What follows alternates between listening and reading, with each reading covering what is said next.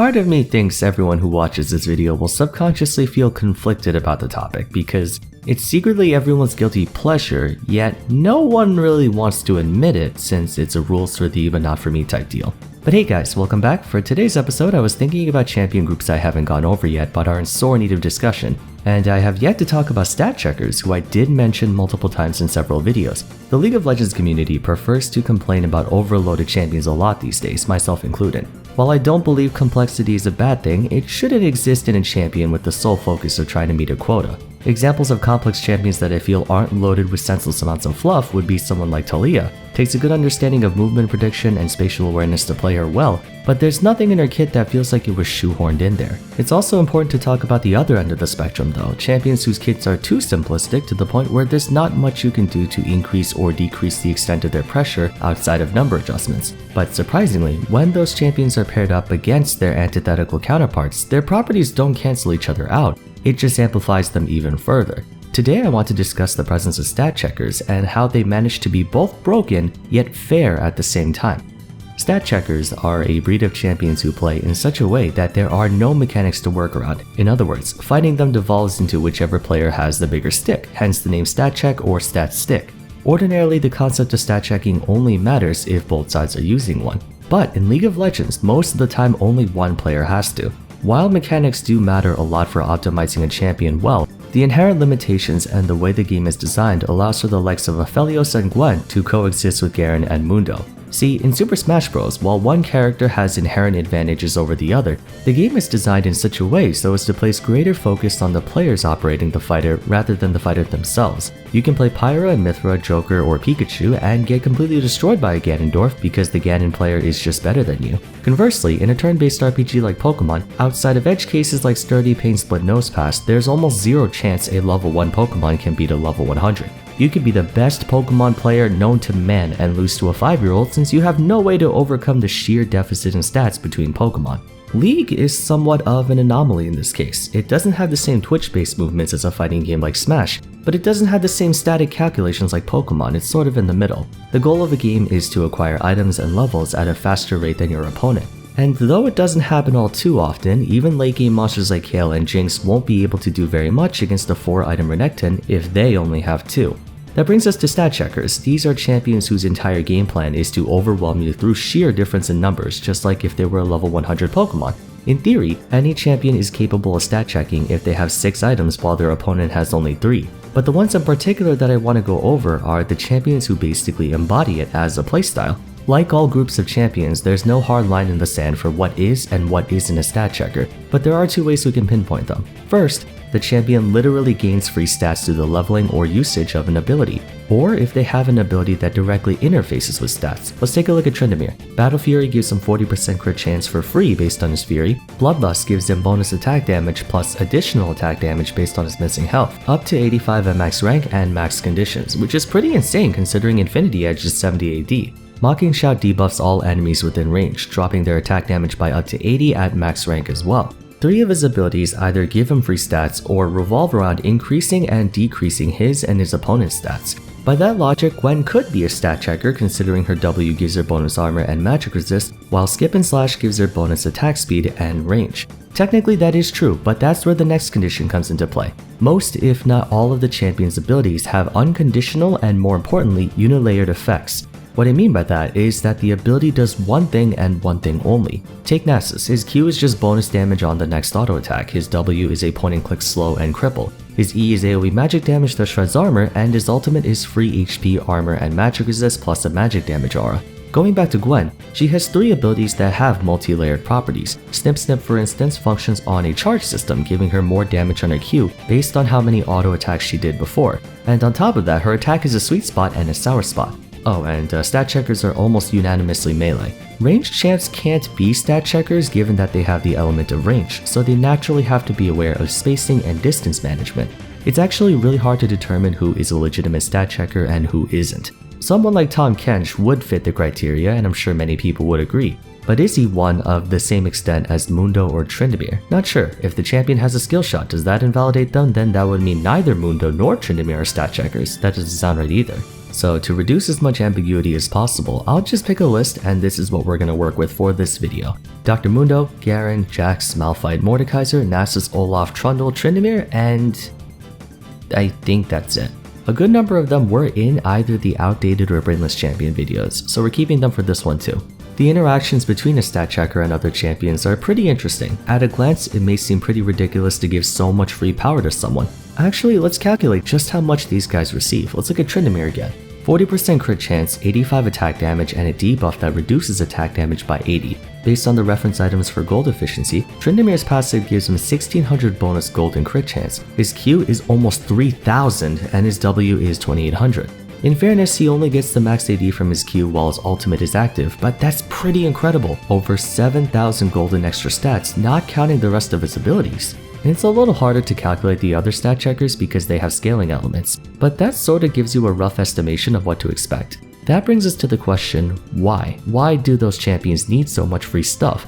The answer is really simple. Without them, they'd be completely unusable. Due to their one-dimensional nature and flat number scalings, stat checkers' abilities are notoriously bad, objectively speaking. As such, that deficit needs to be made up with inflated numbers. It references the basic convention of the speed and power balance. If an attack is fast, it likely doesn't have much power. If an attack is a lot of power, it shouldn't be very fast. If you notice the running thing with stat checkers, their abilities don't do a whole lot. As an example, Trundle gets an insane amount of damage, attack, and movement speed from his Q and W because the only thing those two abilities do combined is empower his next auto attack. That's it. If we put him up against one of the newer champs, they can do a whole lot more with their Q and W. Gwen has AoE % health damage and true damage on her Q, and her W makes her untargetable. Zoe's Q is a long-range skill shot with incredible burst damage, and her W can let her steal friggin' summoner spells. The implications for both of them are endless. If Gwen and Zoe miss their Qs, they do absolutely nothing. But imagine if Zoe landed a Battle Star on all 5 members of the enemy team. Gwen's W can theoretically dodge an infinite amount of damage, crowd control, anything, or it won't help her at all. Conversely, Nasus and Trundle's Q and Ws are very cut and dry. They're only able to do one thing and one thing only. Nasus's Q does have infinite scaling, but the actual ceiling of the attack has a hard cap. It can only damage one person.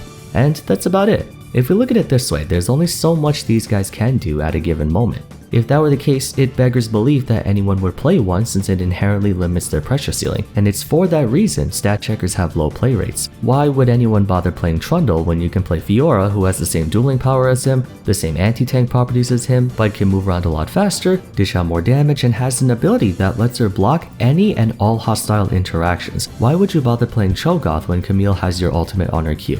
I know those champions are not the same thing, they have their own functions, but it's a mentality sort of thing. When designing characters, other games follow a very universal cookie-cutter model for pretty much everyone. Going back to Smash for a moment, aside from Kazuya, everyone has an up air, everyone has a neutral B, everyone has a down smash, everyone has a jab, everyone has a grab, everyone has a shield. And while some might have extra bells and whistles like Joker's Rebel Gauge or Luigi's Zair, there's not much of a difference between two fighters' moves. This does have the adverse effect of a lot of attacks being too similar to each other. Roy, Marth, Lucina, Chrom, Ike, Corrin, Robin, Pyra, Mithra, Sora, and Sephiroth all have the same up air, which is a wide overhead arcing slash. But in a positive light, it establishes uniformity, thus allowing it to be much easier to balance fighters as the only things they have to think about are numbers, frame data, damage, hitboxes, what have you. In League, there's no limit to how much you can put into one ability, just like in Nasus. His passive Soul Eater gives him free lifesteal. That's it. 4 words. Nasus gains lifesteal. Or you can have an entire college dissertation plus defense plus the works cited page in a passive, case in point, Viego. Sovereign's Domination doesn't have that much text in the tooltip, but essentially he gets to become every single champion in the entire game, and that's just his passive. He has more features in one ability than all 156 other champions combined because he is all 156 of those champs. The lack of design constraints allows for Riot to do pretty much anything they want in a champion, but it also means it can be really hard to judge their relative strength, especially for stat checkers, which creates a bit of a balance dilemma. How much free stuff should they get? Like if we go back to the Nasus and Viego comparison, how much lifesteal equals the potential to become literally every other champion in the game? You can't even begin to compare, right? Even if their abilities are horribly outdated, we need to apply a band-aid solution at the very least to ensure their playability. Mundo's a tank, but he lacks crowd control. He's a juggernaut but lacks AoE damage, so to make up for that, he gets a metric ton of bonus attack damage. Nasus is the same thing. He's a juggernaut but doesn't have the AoE burst power of a Set, Darius, or Mordekaiser, so they fixed that up by giving him tons of health, armor, magic resist, and single target damage. Tryndamere is an auto-attacking champ with no form of percent health damage or meaningful dueling potential, so they pump him full of crit chance and bonus AD. The problem is, because there's no litmus test in this game, we have no way to quantify what the direct stat value of certain abilities are. It might be easy to evaluate, say, Syndra's abilities, which are single instances of damage. If her burst damage is a bit too crazy, we can lower the numbers or AP scaling. But we can't pinpoint how much you can squeeze out of Yana's Soul Unbound, because it's an infinite value ability. It's one of the reasons that leads to champions feeling excessively overpowered, even if their statistics might not show. But did you know that it can also work on the flip side as well? Despite being too simple for their own good, stat checkers may be more difficult to properly balance than the actual overloaded champions because number changes matter so much more for them. For example, Irelia received 3 consecutive nerfs after her mini rework that were all quite significant. Patch 11.15 nerfed the damage of her W and the damage reduction. Then in patch 11.17, they cut her sustain down by 20%. Then in 11.20, they reduced the on-hit damage on her passive, lowering her damage, sustain, and durability altogether. Even with those nerfs though, she's still incredibly powerful when played at the highest level, borderline overpowered. All her number adjustments do is narrow the margin for error, requiring more skill expression from the player to make up for it. Lowering Tryndamere's Q maximum bonus AD from 85 to 65 might have the potential to significantly sway his early and mid-game pressure, as there's only so much he can do at a given time. You can't really make up for a stat checker's loss of numbers through skill with the obvious lack of options they have. This also means increasing a stat checker's numbers too far can further exacerbate their stat checking nature to a point where they overwhelm you through sheer force, or they may not really change anything overall. For months, Tryndamere has been the premier stat checker dominating right now, with the changes to lethal tempo, his passive crit flattened out, and gradual buffs given to his abilities. His once weak early game is now one of the most threatening, albeit inconsistent, in all of League of Legends. Mordekaiser is facing the opposite issue right now. Ever since his rework, he's been hard stuck 47% win rate in Diamond Plus. The funny thing is, he's received 8 consecutive buffs since patch 10.1. With that much extra power packed into his kit, you would think he'd be in the low 50s, right? The reason they have no effect on him is due to none of them addressing his main weakness of being the most kiteable juggernaut in the game. It doesn't matter how much power he has if he can't get close to you to apply that power. And no, Death's Grasp doesn't do a good enough job, since there's nothing else to follow up with in the same way Darius' Crippling Strike to apply a massive slow after he yanks you in. What nerfed Mordekaiser's win rate from 50 to 51% down to 47 was at the start of Season 10. Darkness Rise lost 1 second of its active duration, and the bonus movement speed was locked to 3, which is like 10 movement speed. It may not seem like a lot, but if you think about it, 9% movement speed by level 11 means Mordekaiser gains 30 more move speed, which officially makes him faster than any champion in the game without a dash or high tempo like Singed. That and the extra second of uptime meant he would be able to keep his circle for longer in between attacks. Riot is trying to buff him in every possible way, except the one aspect that really matters, because they know full well that's the only thing keeping him from myrtleizing everyone. Now, Mordekaiser suffers from Tahm Kench syndrome, where his laning phase is brutally oppressive to any non-skirmisher melee champion, but the moment we reach the mid-game, he's even worse than Garen when it comes to getting kited. Basically, stat checkers can be really frustrating to play and play against. While playing them, you feel so restricted by how black and white your matchup chart is, and while you're playing against them, it feels like you can't do anything. How the hell are you supposed to take on Dr. Mundo as an AD carry when he's got 4000 HP, 300 attack damage, and 300 armor? If your name is not Vayne, you're not going to be able to do jack. I don't care who you are. Same with any other stat checker. What the hell are you supposed to do against a Nasus with 1000 stacks, or a Trundle who just ulted the 1000 armor Rammus, a Tryndamere with 500 AD, max crit chance, 2.5 attack speed, a dash that has a 1 second cooldown, plus an ultimate that makes all your damage irrelevant for 5 seconds? You can't do anything. That's what makes stat checkers the most broken yet fair champions in the game. They don't have 200 years of collective game design experience on their side, but they have stats. Lots and lots of stats. These guys are the living embodiment of screw the rules, I have money. I mean, if you think about it in terms of gold efficiency, they literally do have money.